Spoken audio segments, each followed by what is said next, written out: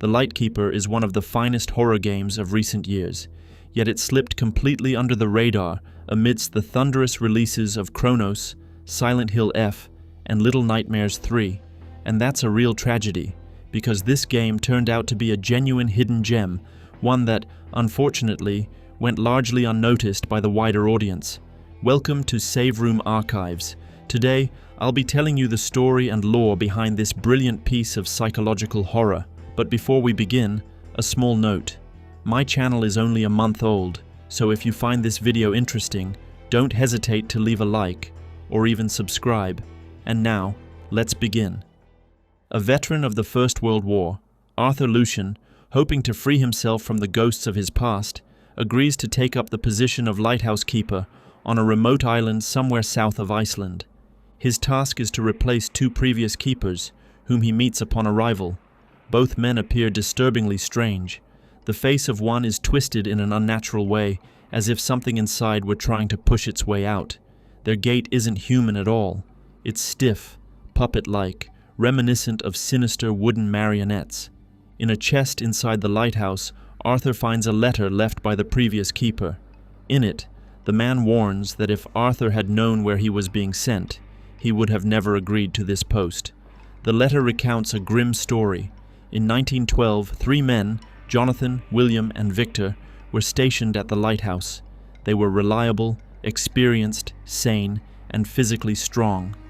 2 weeks later, when a boat finally arrived at the island, the lighthouse lamp was dark. Inside, chaos reigned. Furniture was smashed, windows shattered. All 3 keepers had vanished. No bodies were ever recovered, only bloodstains, torn clothing, and signs that something truly horrific had occurred just before their disappearance. The writer warns Arthur, this place is nothing like the quiet, peaceful refuge it pretends to be. Another letter from Arthur's predecessor raises even more unsettling questions.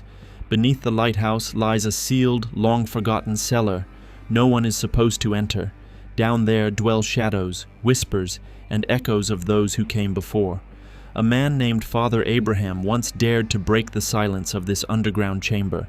In the dust of that hidden cellar, he unearthed something sinister. He became convinced that the 3 missing keepers had been taken by sea devils. For several days, Abraham scattered holy symbols across the island, hoping to ward off the creatures, but his prayers went unanswered. The missing men never returned. Their bodies were never found.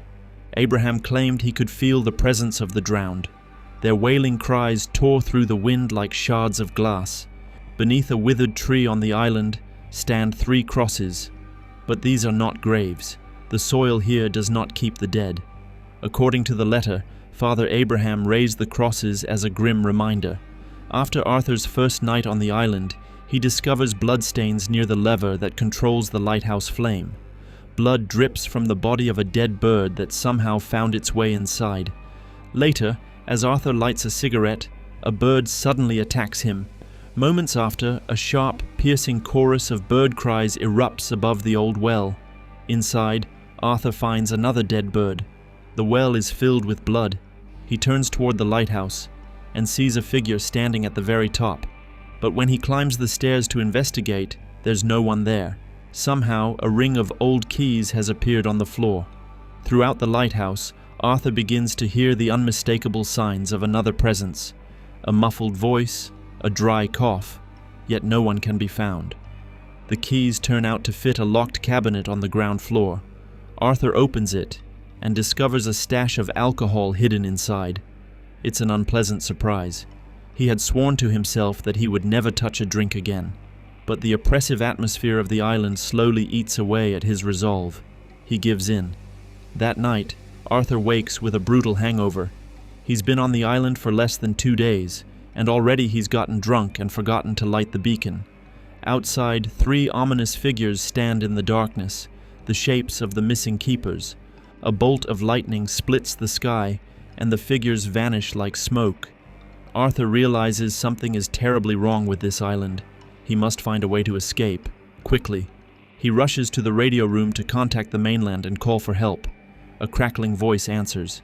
They insist that what he's seeing is nothing more than his mind playing tricks on him. Arthur is ordered to keep himself together and hold out for 5 more days. Then a boat will come for him.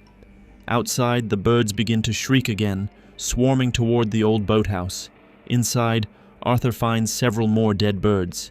In a chest, he discovers a baboon skull, a Spanish Bible, and a mysterious note from one of the previous keepers. In the note, his predecessor writes about the sinister cellar beneath the lighthouse and the truth that the authorities are hiding. The keepers are expendable. If whatever claimed the lives of the 3 men reaches future keepers, no one will mourn them. Survival is the only thing that matters. Near the boathouse, Arthur stumbles upon something horrifying. A charred, shriveled body, unlike anything he's seen before. Looking around, he realizes there are at least a dozen more ghastly remains scattered across the island. Panic sets in. He decides to flee. Arthur hurries toward the lighthouse, but something is happening with the light at the top.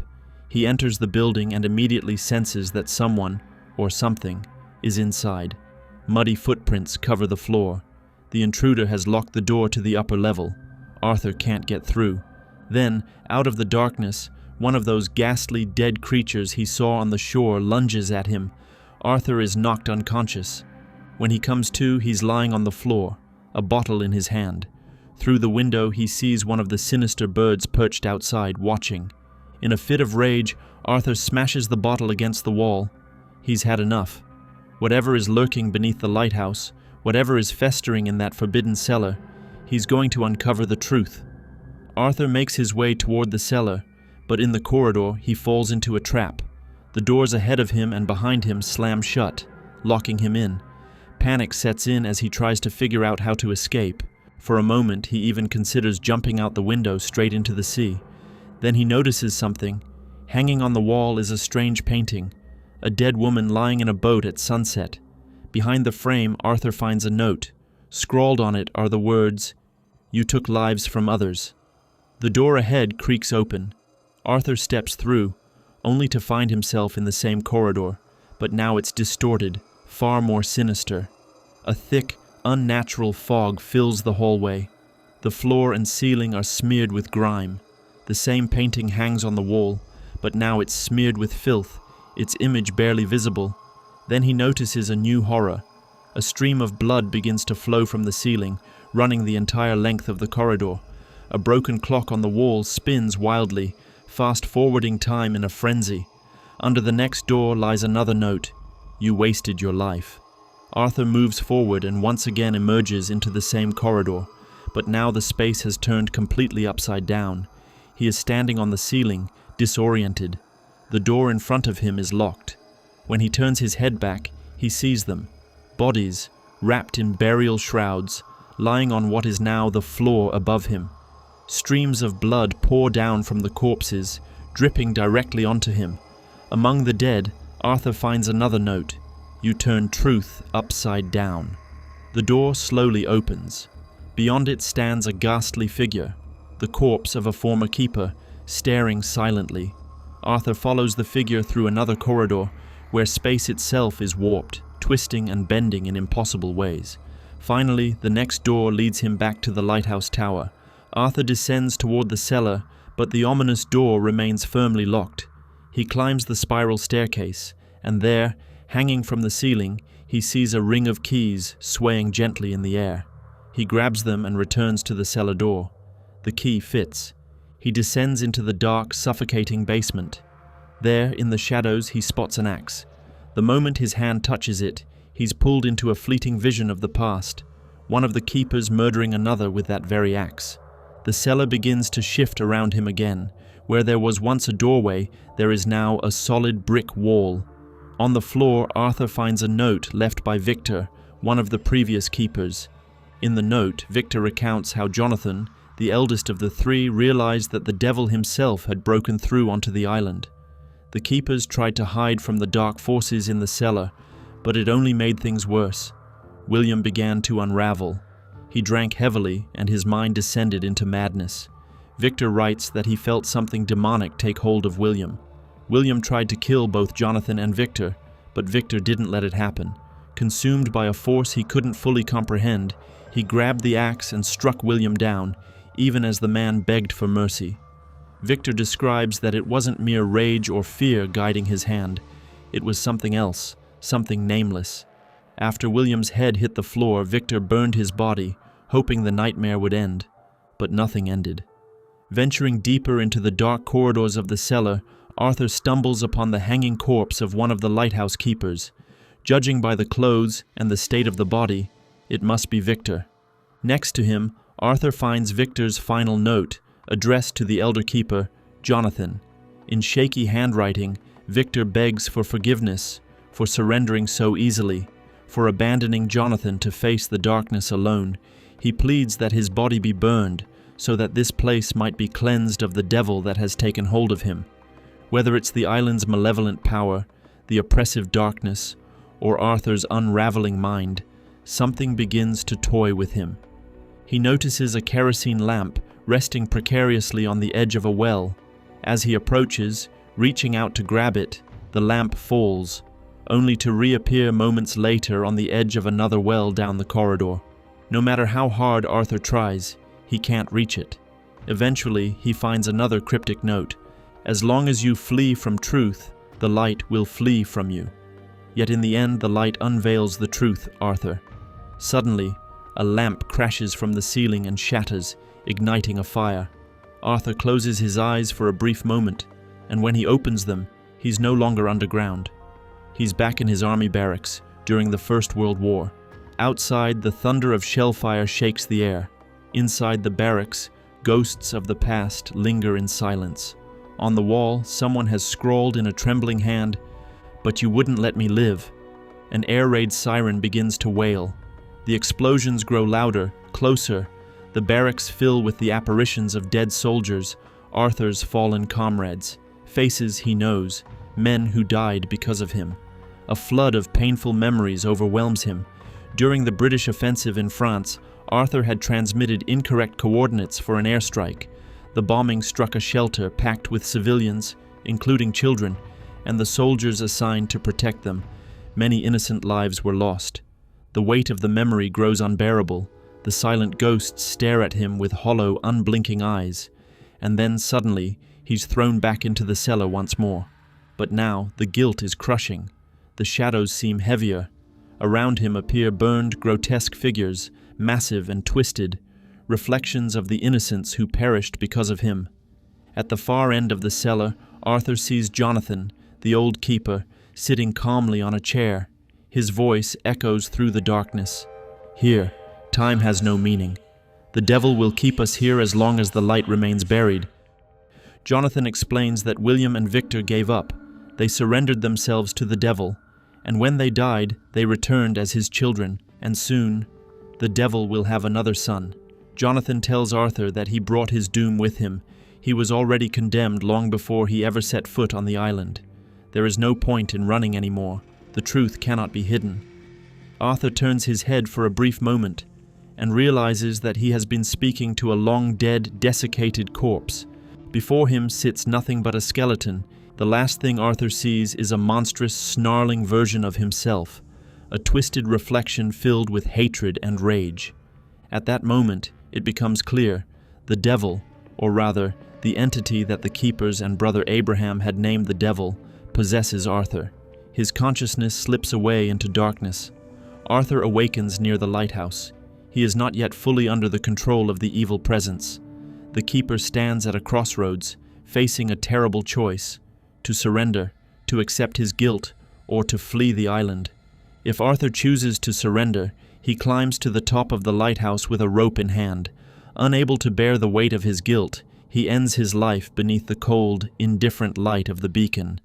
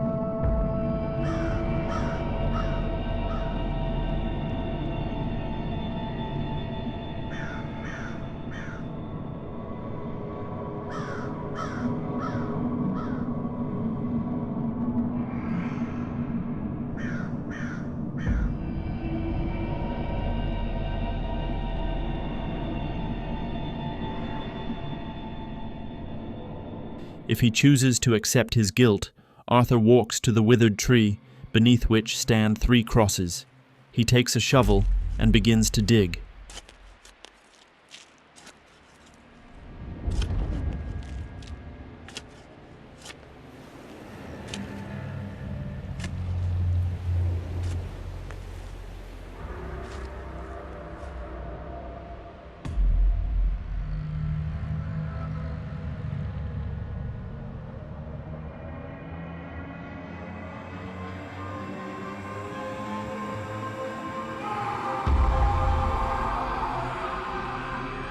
From the grave, a blinding light emanates, the same light Jonathan's ghost spoke of.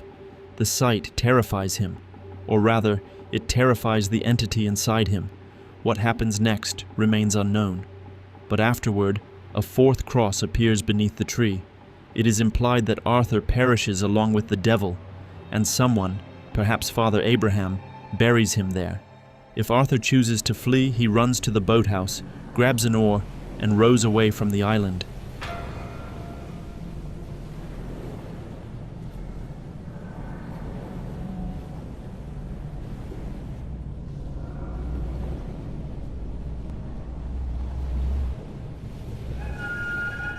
He survives and lives on until April 31st, 1945.